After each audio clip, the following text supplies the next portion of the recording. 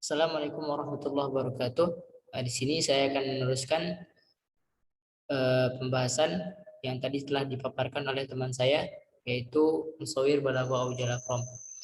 Baik, kita langsung saja masuk kepada pembahasan selanjutnya, yaitu tafsir Al-Muyassar dalam surah Al-Imran ayat 28 dan 29.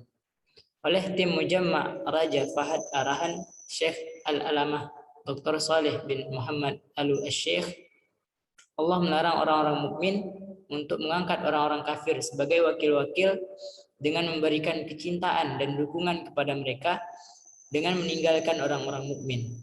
Barang siapa yang melakukan hal tersebut, maka dia telah berlepas dari Allah dan Allah juga berlepas darinya. Kecuali bila orang-orang tersebut dalam keadaan lemah dan takut. Karena memang sifat Allah Subhanahu wa taala yaitu yang Maha Pengasih dan lagi Maha Penyayang. Dalam kondisi tersebut, Allah memberikan keringanan kepada kalian dalam melakukan perdamaian dengan mereka demi menghindari keburukan sampai kalian memiliki kekuatan. Allah memperingatkan kalian terhadap dirinya, maka bertakwalah kepada Allah dan takutlah kepada Allah. Karena hanya kepada Allah lah semata-mata tempat seluruh makhluk hidup kembali. Kemudian lanjut kita kepada ayat ke-29. Katakanlah wahai Nabi kepada orang-orang yang beriman, bila kalian menyembunyikan apa yang terbesit dalam hati kalian berupa loyalitas kepada orang-orang kafir dan dukungan kepada orang-orang kafir tersebut, atau kalian menampakkan hal tersebut, tidak ada sesuatu pun yang samar bagi Allah, karena ilmu Allah mencakup apa yang ada di langit dan di bumi. Bagi Allah kuasa yang sempurna atas segala sesuatunya. Baik, kemudian kita lanjut kepada tafsir Al-Munir, yaitu Allah SWT melarang para hamba-hambanya yang mukmin bersikap loyal kepada orang-orang kafir. Kemudian Allah SWT memberikan ancaman dalam hal tersebut. Barang siapa berbuat loyal kepada orang-orang kafir, niscaya lepaslah ia dari pertolongan Allah SWT. Jadi tidak boleh orang mukmin mengambil orang-orang kafir sebagai sahabat dekat dan penolong bagi mereka dengan alasan adanya ikatan persaudaraan, persahabatan, tetangga ataupun yang lainnya. Namun jika bersikap loyal dan mengadakan jalinan persekutuan tersebut demi kepentingan dan kemaslahatan umum kaum muslimin, maka hal itu tidak apa-apa, karena Rasulullah SAW juga pernah beraliansi atau mengadakan jalinan persekutuan dengan kaum Khuza'ah. Meskipun mereka adalah orang-orang musyrik, sesungguhnya yang wajib bagi kaum mukmin itu adalah bersikap loyal kepada sesama mukmin dan mengandalkan mereka di dalam menangani urusan-urusan umum. Kemudian Ibnu Abbas radhiyallahu anhu berkata, Allah Subhanahu wa taala melarang bersikap senang dan ramah kepada kaum kafir dengan menjadikan mereka teman dan meminta bantuan kepada mereka. Kemudian sedikit kami membahas tentang al-muwa'alah adalah terhadap kaum kafir yang dilarang oleh agama. Bersikap al-muwa'alah terhadap kaum kafir yang dilarang oleh agama tersebut adalah meminta dukungan, kemudian bantuan dan bekerja sama dengan orang-orang kafir dikarenakan hubungan kekerabatan, persahabatan dan yang lainnya. Padahal diyakini bahwa akidah dan agama mereka keliru.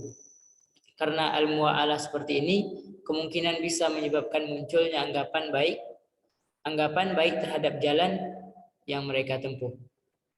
Al-muwa'alah dalam artian ridha dan setuju dengan kekufuran mereka adalah kufur. Karena setuju terhadap kekufuran, hukumnya adalah kufur. Adapun al-muwa'alah dalam artian bergaul secara baik dengan mereka di dunia dengan tidak setuju terhadap keadaan mereka yang dalam kondisi kafir, maka hal itu tidak dilarang oleh agama. Lanjut kita kepada bab kedua, yaitu bab penutup. Di sini bisa kita lihat yaitu ada kesimpulan dari seluruh makalah yang telah kami bahas. Baik, yang pertama adalah kesimpulannya mengangkat orang-orang kafir sebagai pemimpin, berkasih-kasihan dan bercinta-cintaan dengan mereka hukumnya haram menurut syariat Islam. Yang kedua, dibolehkan taqiyah atau berpura-pura kepada orang kafir dalam kondisi mengkhawatirkan hilangnya harta dan jiwa. Kemudian yang ketiga, karena terpaksa seorang muslim diperkenankan menyatakan kata kufur dengan syarat hatinya tetap beriman kepada Allah. Kemudian yang keempat, tidak ada hubungan antara orang mukmin dengan kafir dalam hal kekuasaan, bantuan, dan warisan, karena iman itu lawannya kufur.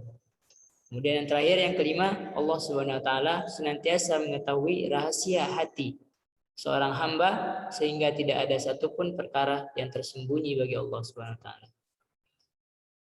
Baik, kemudian daftar pustaka referensi yang kami ambil yang pertama adalah Tafsir Al-Muyassar karangan Imam Aid Al-Qarni. Kemudian Ayatul Ahkam karangan Syekh Ali As-Subuni. Dan yang terakhir adalah Tafsir Al-Munir karangan Profesor Dr. Wahbah Az-Zuhaili. Baik, alhamdulillah ini saja yang dapat kami sampaikan selaku pemakalah dalam makalah Tafsir Ayatul Ahkam. Mudah-mudahan apa yang telah kami sampaikan dapat bermanfaat bagi kita semua para pendengar, insyaallah. Baik, kami juga memohon maaf atas kekurangan kami dalam penyampaian dan penulisan makalah yang dalam hal ini kami masih belajar. Alhamdulillahirabbil alamin. Kami tutup dengan doa kafaratul majlis. Subhanakallahumma wa bihamdika asyhadu an la ilaha illa anta astaghfiruka wa atubu ilaik.